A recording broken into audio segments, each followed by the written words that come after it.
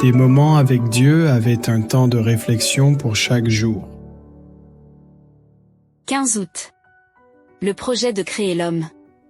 Puis Dieu dit, faisons l'homme à notre image, selon notre ressemblance, et qu'il domine sur les poissons de la mer, sur les oiseaux du ciel, sur le bétail, sur toute la terre, et sur tous les reptiles qui rampent sur la terre. Genèse 1, 26. Et quel moment de l'histoire notre monde a-t-il été créé? Sommes-nous le fruit d'une évolution qui a pris des millions d'années? Et pourquoi Dieu a-t-il créé l'humanité? Pour replacer l'histoire dans son contexte, les rébellions de Lucifer et de ses anges avaient déjà eu lieu dans le ciel. Ils avaient été chassés, il y avait des créatures intelligentes sur de nombreux autres mondes que Dieu avait créés et toutes avaient été impressionnées par ce qui s'était passé avec les accusations que Lucifer avait portées contre le gouvernement de Dieu. Le gros problème réside dans l'argument selon lequel le pouvoir n'est pas nécessaire pour un gouvernement libre, qu'il n'est pas possible de servir Dieu simplement par amour. Est-ce vrai? Et si Lucifer avait raison, cette impression devait être résolue. Et ce n'est qu'au cours des siècles à venir que le caractère de Dieu pourrait enfin être justifié. Le Père a consulté son Fils au sujet de l'exécution immédiate de son dessein en créant l'homme pour qu'il habite la terre. Il devait le mettre à l'épreuve pour vérifier sa loyauté avant qu'il puisse être considéré comme éternellement hors de danger.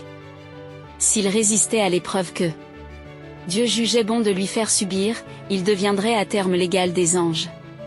Il aurait la faveur de Dieu, il pourrait converser avec eux, et eux avec lui.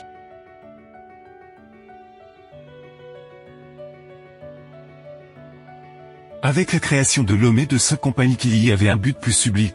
Car eux, qui étaient étrangers aux choses qui se passaient par le ciel, vivaient d'une sainte innocence, à l'égard du mal. Tout était beau.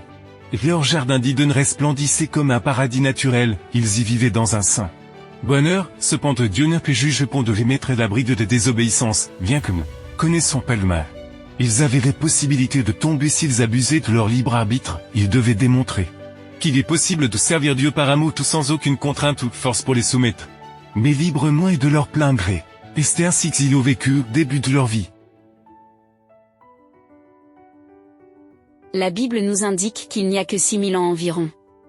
L'existence de notre monde est venue par la parole de Dieu, et c'est par sa parole que les cieux et la terre ont été faits.